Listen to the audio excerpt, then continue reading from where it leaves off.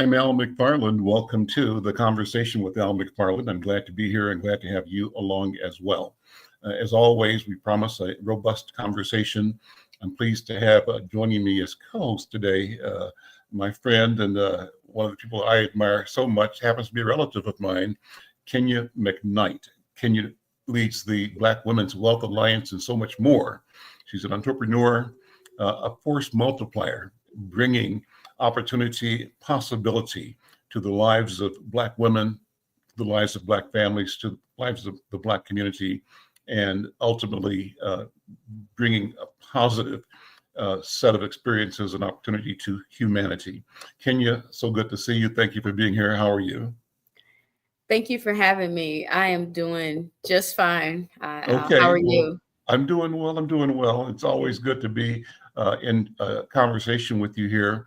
You know, and what I want to do, we've got a couple of guests here who are going to be focusing on heart health and issues of heart, women, men, families. We'll talk about that.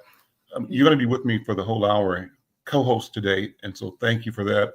And we're setting up so that you'll be here with me on a regular basis, monthly.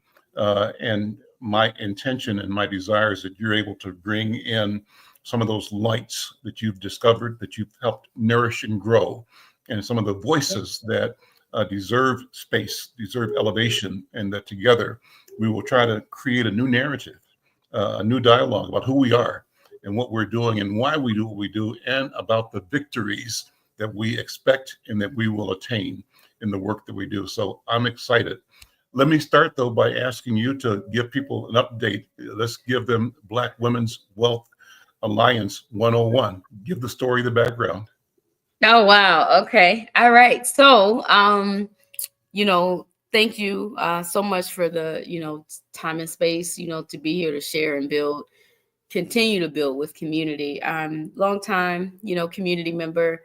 I've, grew up on the North Side, since I was an 8-year-old, and I've worked in community since I was a 20-some-year-old, doing a variety of different things. And I know, Al, you and I have worked together in, policy work, just politics, my run for office, all sorts of things. And over the years of working as a fierce advocate and, just a person who cared about moving Northside forward, from education, housing, whatever, and even my time working at Neon in its inception, I cared a lot about the economic plight of the North Side, but most of all, Black people, no matter where we were. And that led me to a lot of things, working across regions and many things that for me, 11 years ago, resulted in me founding the Black Women's Wealth Alliance. I spent some time in Oakland working as an intern at Policy Link, and I just had gotten exposed to so many things, even prior to. I've had a calling on my life, to be honest, to work with Black women for very, very long. Before I even started all this community work, I didn't know how to do it. And so I ended up doing all this other work, and which is fine. But in the end, it led me back to my original calling. My uncle would always press on me about working with Black women. And it just hit me in 2014 that I needed to take that step. And when I went to Oakland, it became even more clear as I learned about Black wealth and the role of Black women and influencing Black money. And I came back and I talked to a lot of friends and colleagues and pulled them together at a meeting at McDonald's on West Broadway to talk about wealth and talk about finances, really, because we didn't know much about wealth then. It was just finances. And that's how we began. And it was a story right there. And we met at McDonald's on West Broadway every week for about 6 months. And we moved it into my apartment complex, the community room. And from there, we began to build and really the foundation of what was important for Black women in Minnesota. And from there, that was in 2014. And so we created Minnesota's first report on the economic status of Black women. So in 2016, so we did a couple years of work, research, and figuring things out. And from there, the Black Women's Business Alliance was born out of that work. And the next level of the work was the Black Women's Wealth Alliance, which is where I emerged as the leader for that, as someone who brought everybody together to begin, but also the person who, they commissioned to lead the next phase of the work. And the truth is, the table that was putting together the foundation, truly needed everything the Black Women Wealth Alliance was trying to do, and it was just too heavy to lift the table with those needs.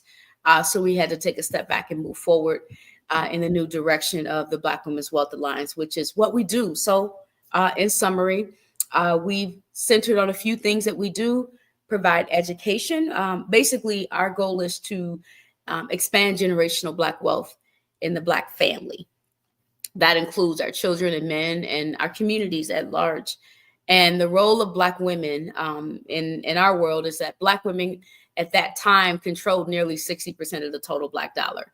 And in order for us to, effectively build Black wealth in our community, we had to have a better sense of responsibility, of what we understand about our power economically as Black women, our influence, and be intentional about how we use it to build our communities, and build wealth of our communities. And so on that note and premises, the Black Women's Wealth Alliance decided to organize around wealth education, teaching Black women to take control of their finances. But also we did a lot of different programs like housing, business, etc. So to date, all of that to say, what we do now is still wealth education, but we're focused a lot on career development and helping entrepreneurs, students, and those in the workforce understand how to build good, prosperous careers that are centered on wealth building. And we do that through our B Pathways program. We still have wealth tools, and then we have the Hopewell Foundation, where we provide small capacity grants to people. So that is the work of the Black Women's Wealth Alliance. So that's background, a little bit of work, current, over 5,000 women served, over $2 million invested, and we're still going strong today.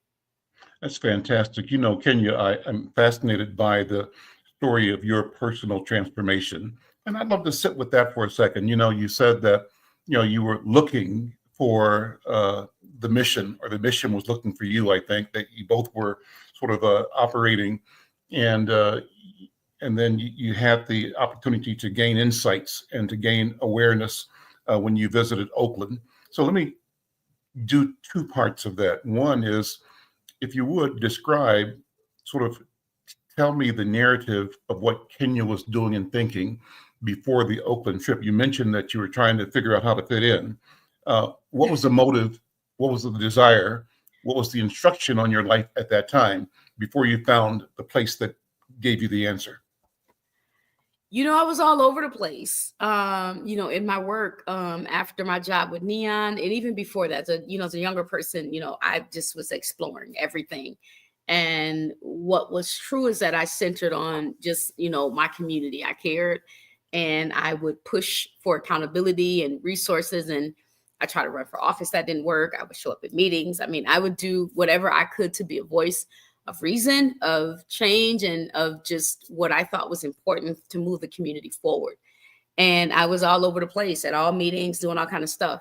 Then I became a Bush Fellow in 2012, and a Hubert H. Humphrey Fellow. And those two fellowships really shifted me a lot. And the Humphrey specifically took me from the corners of the North Side to the corners of the world. And that was a big transformational change for me right there in my perspective and understanding global policy and the impact on local communities, et cetera. And I also became a member of the Minnesota Transportation Advisory Board, the first African-American appointed there in 2011. Did you actually travel the world as part of that, or did you travel as part of your study? I traveled to DC with the Hubert H. Humphrey. And in my work with the TAB and Met Council Transportation Advisory Board, I traveled across the state, but I also went to, parts of the country.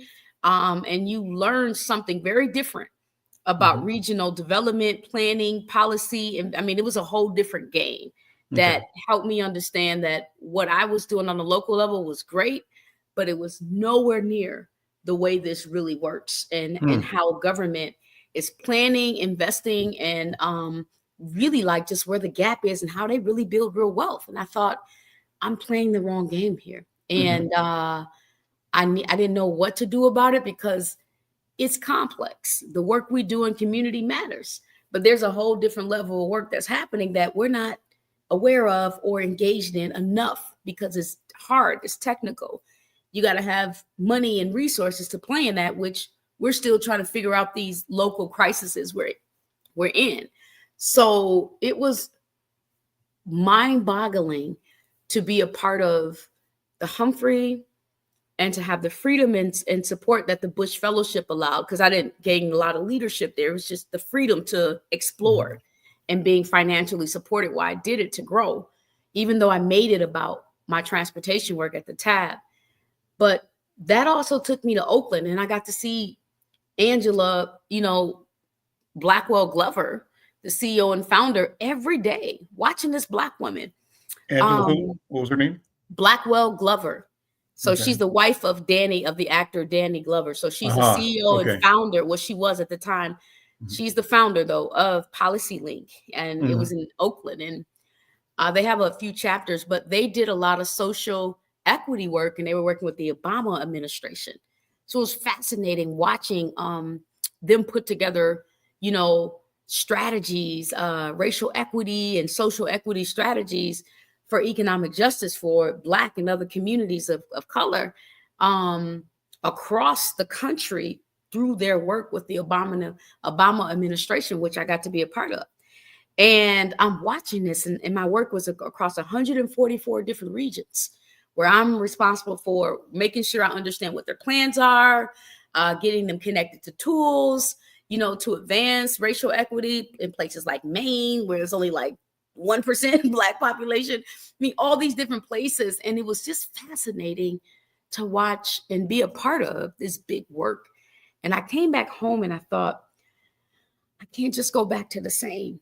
Like, something has to change. And I got infused. So it's a big story, but I got infused before I left with the work with Black women. But when I came back, I just hit the ground running, because I also was pretty dope in my work here in Minnesota. I was like at the top of, because in this regional work, there's not a lot of Black people or people of color. So I was like it. And plus I was the first Black person to be on this board. So it's a whole different thing.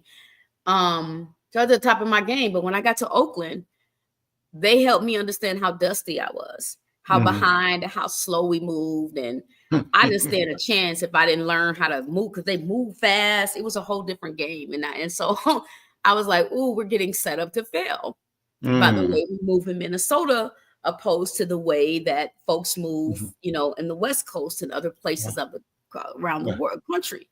So all of that, I'll sum it up and say, I came back and hit the ground running. And I had a lot of questions and conversations and talking to people about things. And from what I saw, I just put together what I thought was necessary. I tried to find the right people to run it, because I didn't think I was qualified, because I was broke. I didn't have the skills. I didn't know enough about wealth or finances. But in the end, it all shaped me to be who I needed to be to qualify myself to be the leader. And not only the leader, but an example of the very thing that I'm working to build with other Black women and across just our communities, because I'm not just a Black leader of Black people. I'm a leader of the work I'm doing in general for all people. And it's taken 11 years to be at this place, but that is the process. And I hit the ground running, and I'm still going.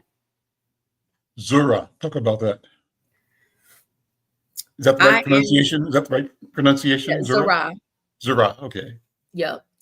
In 2021, I purchased a 1200 West Broadway building, Fremont and West Broadway. I was a tenant there for about 4 years before I became the owner.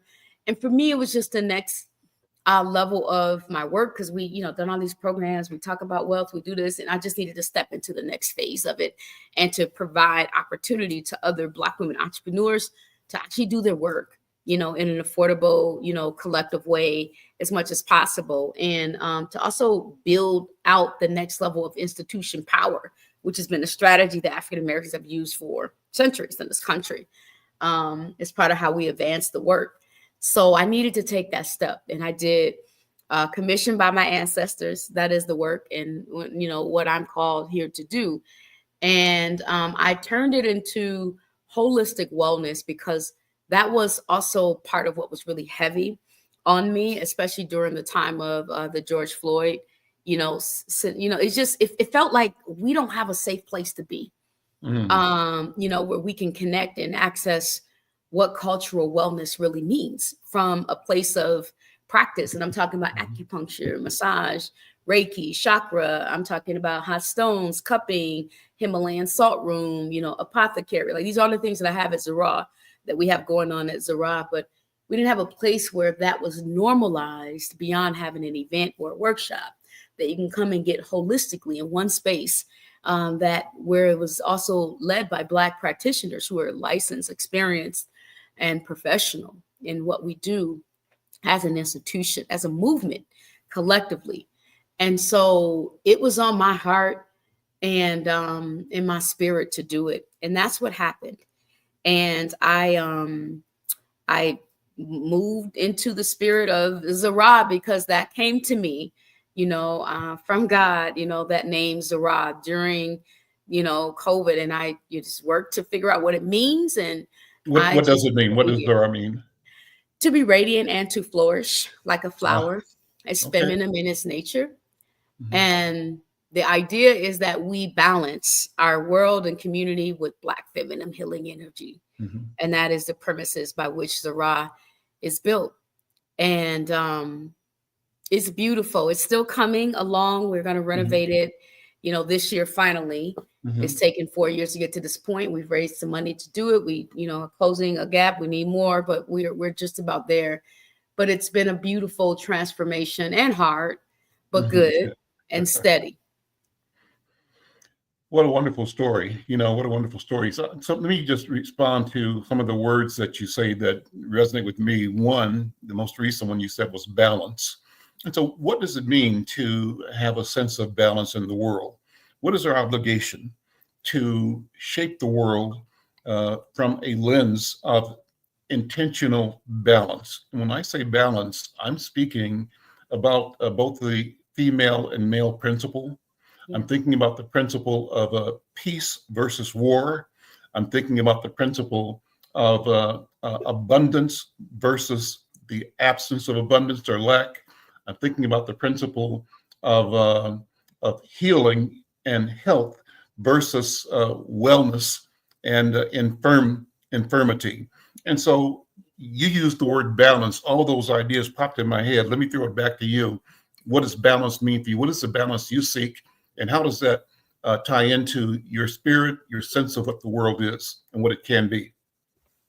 Yeah, precisely what you said. And so, there's health and healing, right? Health and healing. And there's also culture. I think for me, ultimately, is that, we need to normalize just being okay, right? Normalize, like, what does it mean to take care of yourself, right? Normalize love, right? And receiving. We're givers. We give a lot. We give a lot. We've given a lot over so many years. We give to the world, we've given our lives a lot for this country times over, even though we're not the direct beneficiaries of all the things we give. And so I just really want to center a lot on us being okay and us being able to receive good care for our spirits, right? For our physical bodies. Like, we go and go and go. We're really hardworking. We just go and go and go and go. And we've just been in this go mode for hundreds of years. And being able to just take a step back, even if just for a little bit, to take care of ourselves and be okay with the safety of what it means to be, in our care of ourselves, to take care of ourselves from a lens that makes sense for us. Now we'll serve everybody, but we've got to be able to center on what it means to have a care model for foundational Black Americans, right? We matter. We are a group of people, 42 million strong, right? Of the same people. And, we have a way that we think, we have a way we show up. We are more than just a race, we're a culture. We matter. And in that means we have a way we speak, we think, we live, we operate, and we got a lot of shared experiences, hundreds of years of it. And we need a clear pathway for how we care for ourselves holistically from a healing and health space. And that's part of what Zara is here to curate. And so the balance for me means that, we've been in this world navigating, going through so much, and we need to reconnect with our ancestor, love, healing, power, energy, right? And they want that connection too. They're always with us, but they want it in a more intentional way that helps revive not only our spirits, but our bodies to empower us to continue along the journey. And this is just part of how we show up. And so the work that we do there, the things that we offer there, it's more than just, I'm going to get a massage, or you're going to get your spirit reinvigorated, right? You're connecting back to ancestor power and love in a whole different and deeper way. And that's necessary for the revitalization we need to help us get through the next phase of the journey that we're on. And so our goal is to build more of these centers across the country, 20 to be exact. But we're starting here on the north side, where it's hard, because where it's the hardest, we've got to have the most love and the deepest, strongest power, and understand that our people have evolved into a broader spiritual space than just the religious realms that we've had, although we acknowledge those and we keep those close to us too. But we got a whole generation of people, particularly younger people, who are more ancestral aligned than they are religious. And we've got to have ways that we can connect with them as well. And so Zara extends itself to that as well. I'm Al McFarlane. This is the Conversation with Al McFarlane, speaking with my guest and co-host today, Kenya McKnight Ahad. She's the principal in Zara and also in Black Women's Wealth Alliance and a number of other initiatives that bring awareness, knowledge, generational wealth, and healing to our community. Let me expand the conversation and bring in two guests who work with generational issues as well. The title of their work is Your Heart Beats for Generations, addressing women's heart health disparities. My guests are Abbie Zahler, who's program manager at Hennepin County Public Health, and she focuses on chronic disease prevention and health equity. And along with her, Samantha Lucas-Pipkorn is community health supervisor. She leads initiatives on women's health, heart health, and equity-driven public health programs. Abbie and Samantha, good afternoon. Welcome. Thank you for being with us today. Good afternoon. Thanks for having us. Thank you. Yeah, and the rule here is that we're all here together just to talk and to chop it up and to build on each other. And with that, I so much have enjoyed listening to Kenya McKnight, and I'm anxious to see, this is how I work, how we connect the topics, the issues, the stories, the experiences, the expectations, because the goal is the same. The goal is healing, right? Redemption. The goal is peace in our lives. So let me ask you, just with that sort of description, to talk about the work of Hennepin County Public Health, particularly the Chronic Disease Prevention and Health Equity Initiative. Abbie, let me start with you, and welcome. Sure. Hi. Thanks for having us. It was really interesting to listen to Kenya earlier. I see lots of connections to the kinds of things we're trying to work on in this initiative too. In our area of public health, we work primarily in chronic disease prevention, but we're really trying to do this in partnership with community and with community voice leading at the center and in a really upstream way. So looking at nutritious foods and places to be physically active that are safe and accessible, commercial tobacco prevention, and then really just community mental well-being. And we have many community partners, and the Heart Health Initiative is a really key part of this, and I'm just honored to be a part of it and to have Samantha as my partner in it. Samantha, jump in. Describe the work, if you would. Yeah, so I think there's something kind of unique about this particular initiative. I'll say that, lots of public health departments have different programming through the years. Something that I've really appreciated about this particular initiative is that it has been community developed and implemented, from the media campaign that hopefully we can share a bit about, to the actual programming itself, that it has been rooted in community and culture, and I think in a really special way. I think it's a unique opportunity, especially given the climate that we're in right now. It's really humbling and a great privilege to me to be able to do this work that is rooted in health equity, and that we're able to have a service mindset, and that the people, the residents of Hennepin County are who we serve. Let me ask you both to deal with 4 questions. I've shared these with you in notes already, but I'll throw them out for our viewers and listeners to have in mind as you address them. The 4 questions are, number 1, heart disease is the number 1 cause of death for women, yet awareness is low. The question is why? It's question number 1. And then number 2 is how systemic barriers impact women's access to heart disease prevention and care. How does it happen? What barriers are there that prevent or diminish the chance for women to get access to prevention and care? Number 3, what is the role of public health in educating communities and creating better health outcomes? And finally, how do race, income, and geography impact access to health resources? You guys can handle that any way you want to, and can you jump in when you want to as well? Yeah, so let's start maybe with the focus on women and awareness, and then we can kind of build from there. I think one of the key things for folks to know, and one of the key reasons our campaign is called Your Heart Beats for Generations, is because women are often the caretakers for their families, for their communities, for their neighbors, for their loved ones. And it means women aren't always putting their own care first. And so we're really trying to put that out there and create space and trust and awareness amongst women to really be taking care of themselves so they can continue to be there for their communities and their loved ones.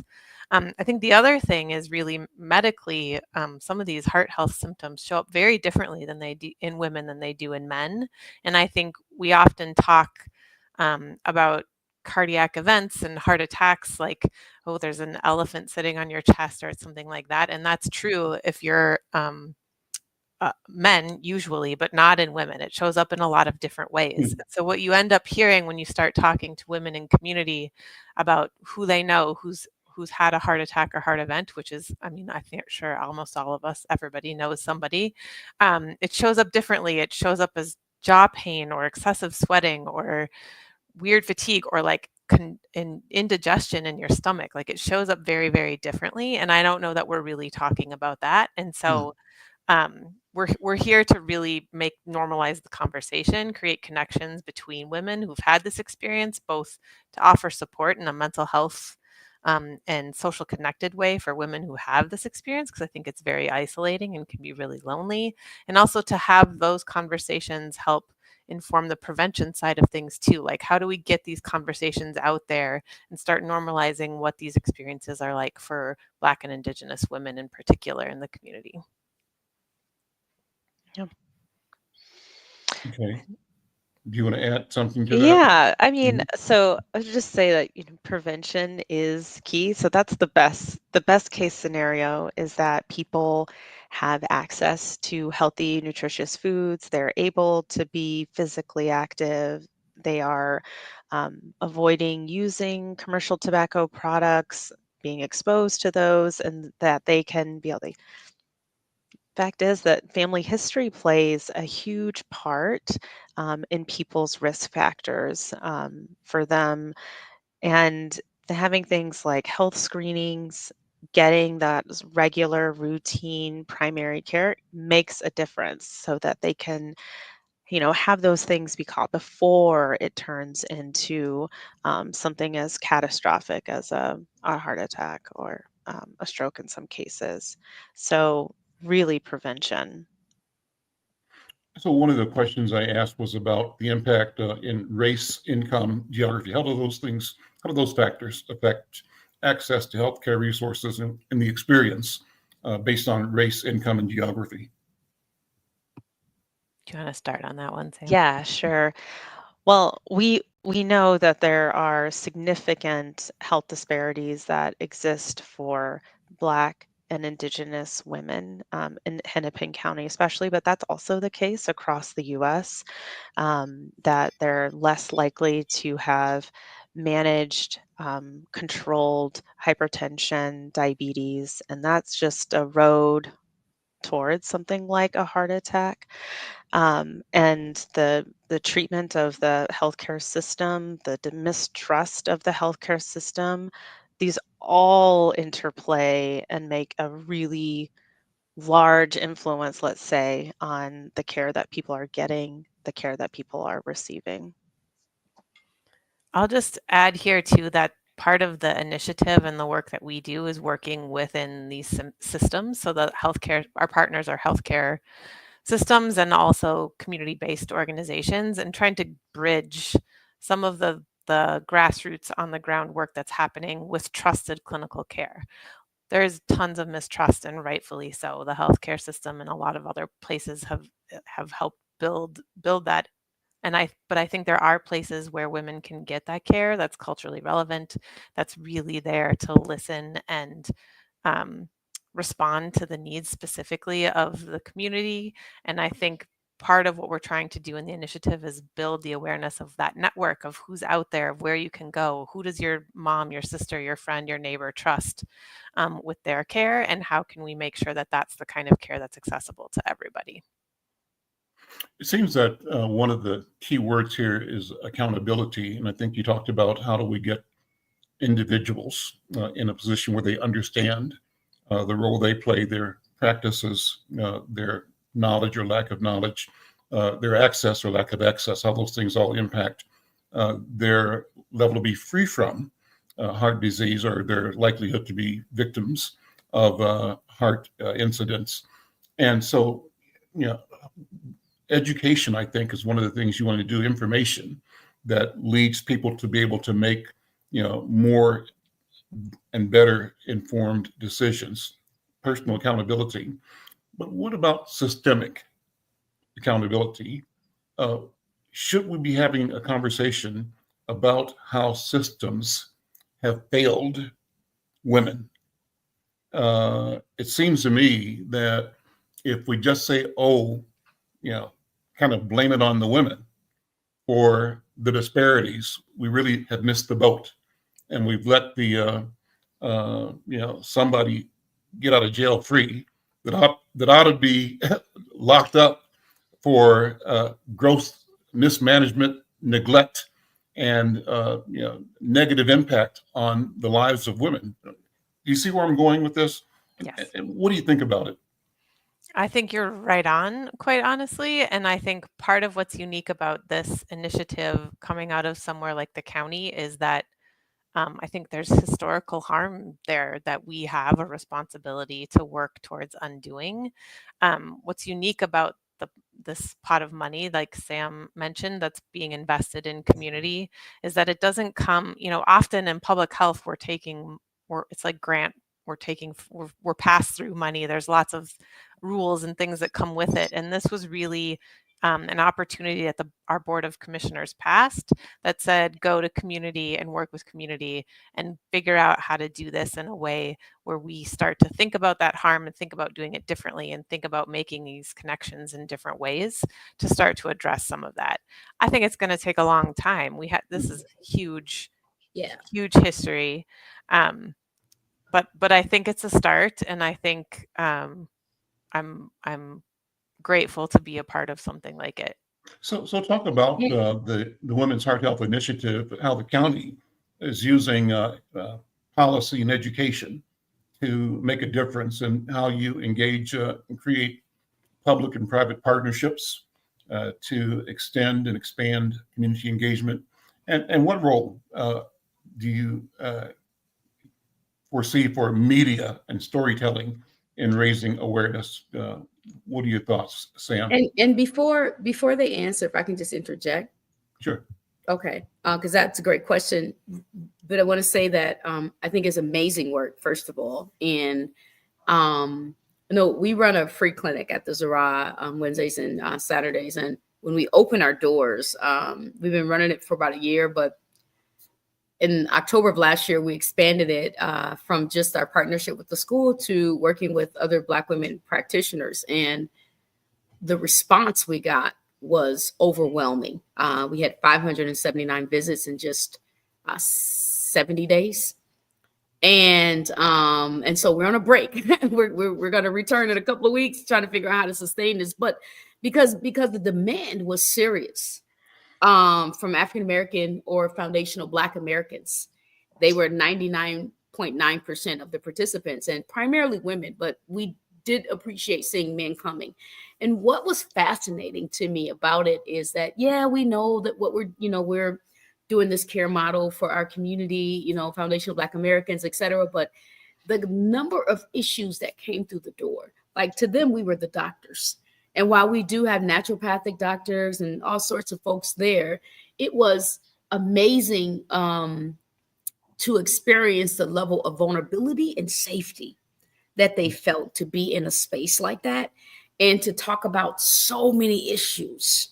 And we actually had responses for them from a naturopathic, standpoint, because we're, holistic there from a naturopathic practice. But what I thought about long after that was just how much more that's needed throughout the community, not as an event or a workshop, but as an institution, as a normalized pathway for folks to get help, because they obviously can't get some of the level of support that they receive through the traditional. So I'm thinking, how did this integrated thing works? And so that it just hit me as I'm listening to you, and I'm going, right on, because the heart health is tied to everything in life. And then how do you distinguish, right, from foundational Black women to just Black women who may be from other parts of the world? We had a whole history of heart health issues here that's foundationally different than just general health, right? It's tied to our struggle, the racism and the disenfranchisement for centuries, right? Continuation of it. We have, some of us feel like a permanent heartbreak, right? That leads to other issues. So I'm just wondering how you factor in just the sensitivities, just all these things I'm talking about that our communities carry with them, and how it works in your charge, your scope of work, your partnerships, how you talk about it, and anyways, that's it. Wow. Yes, I agree with you, Kenya. I mean, there's so much there, and data would share that, would show that too, would demonstrate that. Samantha, can you tilt your camera down a little bit, because you're at the bottom. You're a little bit more. Okay. Can you see me better? A little more. Okay. Hold on. There we go. Yeah. Okay. Sorry. So, and data would share that too, would support that for US-born Black African American people, that the health outcomes are much worse than for Black and African American folks who are not born here in the US. So there's something about being the descendant of the experience is it's present. But to your point, your question. Well, let me jump in there, because another word that both of you have used, Kenya in one way and you in a way that's adjacent to that, I think, and that's the word normalized. And Kenya, I heard you say that one of the objectives is to normalize this expectation that we should be healthy and can be healthy, and that there are practices available to us that support our healthy walk through life and existence. And then Samantha, I think you and Abbie talked about the problem of communities having and society maybe having the ability to look at the trauma and its consequences as normal. And so you have people that are traumatized generationally, but they think that's just the way the world is. because that's all they've known, and because all the institutions around us reinforce that that's how you people are. And it's not us, the institution, it's you that is the problem. Does that make sense? I mean, that's the I'm looking at the words we're using. And so how does normalization look in terms of a characteristic of what has brought us here? And then how does it look in terms of getting us to where we need to be? And that's what I think is the outcome of the work that you're doing. Mhm. Well, I would say one of the ways that I mean, that's a heavy, big, a really, really big task. Talking about systems level changes, fundamental institutional systems level changes. Mhm. I can talk about the campaign, so like the educational piece, the awareness piece for heart disease, heart health, for specifically the campaign that was created by African American, Black, and Indigenous women for the African American, Black, and Indigenous community here. We were able to partner with a local design firm called Blackbird Revolt, who really facilitated just a really lovely, beautiful series of conversations and co-created the messaging and things that would be relevant and resonate with communities that they're from. And I mean, as Abbie mentioned before, you know, like women, like they're the pillars of their family and community depends on women. And so this campaign is one way of elevating and showing prioritize your health. Prioritize your health so you can be here for future generations. I think another interesting thing to note about that is that the women in the campaign, there's 7 women who are from our community. And so it isn't paid actors or models doing this. It's real women in community talking about their experience and their families and how they take care of their health. And one of the women is actually Commissioner Angela Connolly, who's a Hennepin County commissioner, and has been very open about her own experience with a cardiac event. And she's really been an advocate and champion of this work in the county, and it wouldn't be happening without her. And I think it's brave and amazing to be front and center and put your personal experience out there and say, this is how we're going to start changing this conversation and changing who's having the conversation and changing who's leading the conversation. There's also a couple of providers who are a part of the campaign. So there's a family practice doctor from North Point Health and Wellness, Dr. Roshana Price-Isuk, who's a part of it and trying to talk about care and what it should be in a primary care system and how that system should be treating women who are coming in and looking for that support. And then there's 2 lovely women from the Indian Health Board who are nurses who also participated. And what I think is special is just the folks in our community being willing to be out there and a part of this conversation. And even since the campaign has launched, we've had community events and we've seen the women show up again and be willing to share their story in person, just like they shared their images and their quotes to be a part of it. And I think it's just care for community and wanting to make a change in how we are talking about such an important topic and issue. I just put in the chat your website. I'm asking Jared if you'd go to the website and pull up some of the ads and have you walk us through some of the messages that you're putting out. They are powerful and beautiful, I think. Jared, as you get this link and you open it up, and we could sort of look at this. And so talk about, again, what the objectives are of the campaign. How are you doing? How are you doing it? Where you want to go? How do you measure its impact? And how do you resource this so that it's not just, so we got a lot of energy coming to the community when COVID hit, because COVID was such a deadly and fierce and imminent impact on the entire world. And our communities doubly impacted, I think. And so there was a lot of good information being generated to our communities with the spirit of trying to bring people into awareness and prevention. But I feared then that after the sizzle goes and the problem is sort of under control, where does that leave us? And it's back to business as usual, and that is no discussion, no work, no outreach. So I'm pleased to see Hennepin County being an exception to that and going forward with intentionality. But we got your website up. Should we go somewhere to see some of the images, or what should we do? Yeah, that's a great question. So our website is where the landing page. So when you see these ads in community, this is where you go. It's hennepin.us/heart-beats.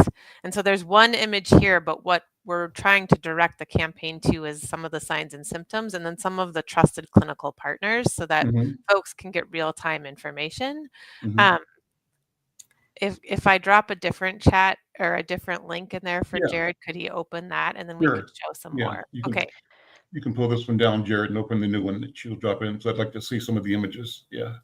And we've also, in addition to the images that are in social media and billboards and Metro Transit buses, we also have had some in-person community events, because not everybody wants to, is able to, we want to have multiple ways and modes of getting resources out there and just sharing in general information about women's heart health. So we had an event in November in North Minneapolis, and then we had another one actually just last week. And they're in person, hearing from some of our clinical partners, just to share more about women's heart health and ways to get connected to primary care.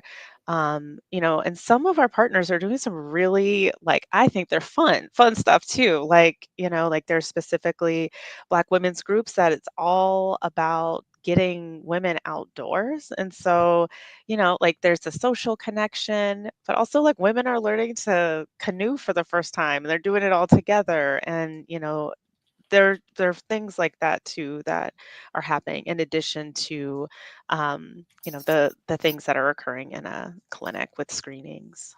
So, a couple of questions for you. I mean, as someone who works in the space, I've never heard of you before, and so in this work, and I've been doing the work for a long time, and so I'm sure there's a lot of other groups out here too. How does people learn about you, and who do you work with? And I'm looking at the list of clinics, and it's more clinics. Well, there's a lot of other community groups. There's other ways that we've organized ourselves around how we care for ourselves, and how are you connecting to that?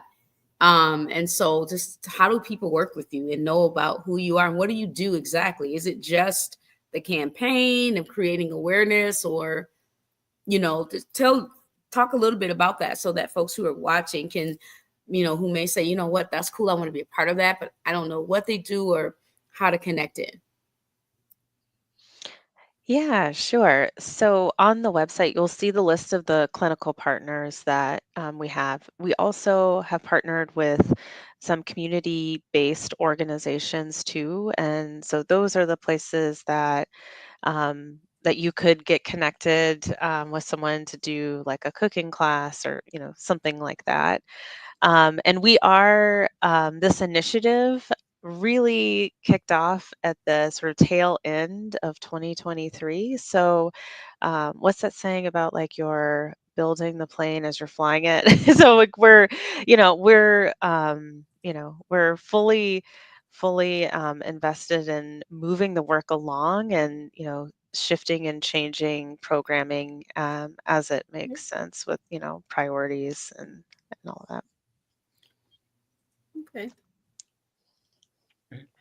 Let me shift focus a little bit. I often ask my guests to tell their personal story, how you come to the work. And let me start with you, Samantha. How do you come to the work? Whose shoulders do you stand on personally that supports you in bringing your passion to this work? Sure. Well, I'll just share that I'm not originally from Minnesota. I'm originally from Atlanta, and I come from a long line of people who were service to community in many and all ways. My dad was in public health for gosh, going on 30 years now. So I guess I was always inspired, destined, if you will, to be in public health. And I got the great privilege of serving in Indian country for over a decade, and supported tribal clinics. And really, that's my lens. That's what that I'm working through. And yeah, I guess I'll just leave it there. There's probably more to That's say. great. Abbie, how about you? I'll leave it there. How do you come to this work, and whose shoulders do you stand on? What's the source of your passion? Sure. I am born and raised in Minnesota, in Hopkins, actually. And my mother was a social worker and a teacher for many years. And my dad has always been part of social justice, telling us to stand up for what's right and make change and talk loud to our policymakers. And I think those two things combined have led me to public health and wanting to be in the community I'm working in. And I left for many years. I was in Seattle for a long time working in community clinics there, and then also in community clinics in Minneapolis before I came to the public health department. So I think that combined with really community-based healthcare, like not, yes, they were clinics, but each of these spaces had community arms and really bridged that gap between community and clinic, led me to this space. Let me ask each of you, what do you fear with the current political environment, to the degree that you can talk about it? I know that wasn't in our script of our conversation, but this is natural. And everybody had to be aware of the president's posturing last night. I think it's, personally speaking for me, all I can see ahead is disaster that is intentional, but I also am not seeing a sense or spirit of defeat from my side of this equation. I see our people recognizing and walking within to reaffirm our strength, our ability, our sense of belonging, reminding ourselves that we're here because we're supposed to be here, and we're here to win. And winning means that we will not fall victim to the billionaire class that is attempting to consolidate power and wealth, not only here, but around the world. That's my editorial. But how do you in your work have to look at the shifting political wind right now? How do you, I mean, theoretically, the funding that you have for what you're doing now might be illegal a month from now. If they're saying you can't do anything dealing with diversity, well, disparity is just a few syllables away from diversity. Addressing disparities means that you're looking at something that they don't want you to look at. How do you deal with that? What do you say? What's the strategy? Kenya, you too, what do you think about how do we navigate that as we go ahead? Samantha, then Abbie, then Kenya. Oh, great. You're going to start me. Well, something that I find great comfort in is that Hennepin County has been very steadfast about what our values are, and we are still data-driven, evidence-based. We are still working towards striving to end disparities, not just health disparities, but educational disparities, justice disparities. That is still a commitment that the county has, and that those values align with mine, and we will continue to work towards that. Abbie, what do you think? Yeah, I'd echo what Sam said. I think our Board of Commissioners has been really clear that we put equity and disparity elimination at the forefront of what we do, and that's still the case. This initiative is a great example of that. It is supported with county dollars. There's been no shift and no change from our board in that approach. And so I hold on to things like that and we keep going. And Kenya, what do you think? What's the environment mean for nonprofits and also businesses that are trying to create opportunity for our community? I've worked with the county for many years, and one of its foundational leaders in teaching the county about what racial equity is and how to implement it in its planning strategies, and that's bedrock of my work. To many of the leaders who run departments now, not so much of the actual board, although we did bang on the board too. And so the county is very new in their acceptance of race and equity as part of their work, with less than 8 years. So I think, for me, I think the challenge becomes governmental, with the government continuing to create programs that they manage and run. They, to me, pose a direct threat to the level of sustainability that our communities need long term.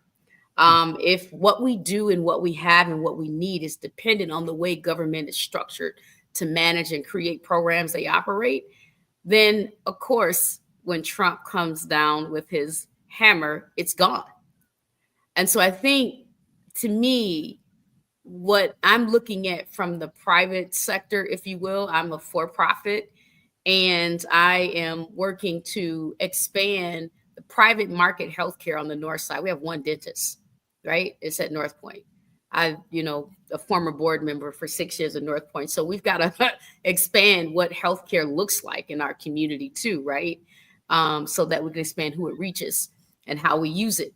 But it isn't sustainable through government systems. And so until government really, I think the most effective thing they can do is change how they work to support our capacity to self-actualize and own and strengthen what we're doing ourselves for the long term. That, to me, is a move that needs to be made as part of how, because we're going to be the leaders we have to be, of keeping this work long term. And how government leverages itself to support our communities, not lead our communities, but support us in leading ourselves is key. And that means not continuing to build programs that they manage and own and getting us to be participants in their stuff, but to support what we do. So we've got to reverse that. And that's a long-standing strategy of Minnesota that isn't true across how the country works. So I'd like to see more of that meeting in the middle, and how we support our sustainability long-term that way. So I'm looking at that as part of how we navigate where we are and what we're faced with. And that's a big fear that we have, is that once they shut down government, they shut down everything we have, because you only got so much money, that's county, that's not federal, that's state, that's not, and where's our philanthropic community? We're going to just depend on that. Well, then that's going to come down to workforce retention of the employees the system has, more than implementing resources into the programs and services we need. So I call for a rethinking and re-strategizing of how we're doing work as government and your relationships and partnerships and community, and how we think about this long term. That's my perspective. It's awesome. I think we're at the end of the show. This has been a great conversation. I'll throw it out. I'll leave it with sort of what I've called an Al McFarlane-ism. And if you've heard me before, you've heard me say that too often we get the misery, they get the money. Meaning that our people are relegated to the problem side of the equation and are barred from the solution side. And the solution side of the equation is the side that attracts investment and provides employment, provides growth for participants. But at some level, the cynic in me says that there is a propensity to feel like it's easy to manage the problem because it becomes a living for us. It's a business. The antidote to that is to do what my grandma said, and to tell young Al McFarlane, boy, son, grandson, our health is our business. Mind your own business, and our health is our business. Let's look at the business of health, the economy of health. Everybody would love to see a cancer pill. take the pill, no cancer. Wonderful. But the road from here to there creates cities like Rochester, institutions like Mayo. If our community, North Minneapolis, is described as the place that has the greatest health disparities, instead of settling with that description, that analysis, how do we reframe this to say this is the place of greatest opportunity for wealth creation by serving our people in our community? And that is, we mind our business and we lead with the thought that our health is our business. Well, look, I'm dropping the mic with that. Thank you all for being here. And let's do this again. I think we need to just keep talking about it. And again, kudos to the county. Kudos to you, Samantha and Abbie, for the work that you're doing. The campaign is a beautiful campaign. You're using that, I think, in Insight News, other places. We want to encourage you and support you doing that. But I think we want to also invite you to pay attention to what thought leaders like Kenya McKnight Ahad say, and that is that we need to enable, empower, and shift, move the theater of action to the community itself. Thank you guys so much. I'm Al McFarlane. We'll see you next time. Thank you. Thank you.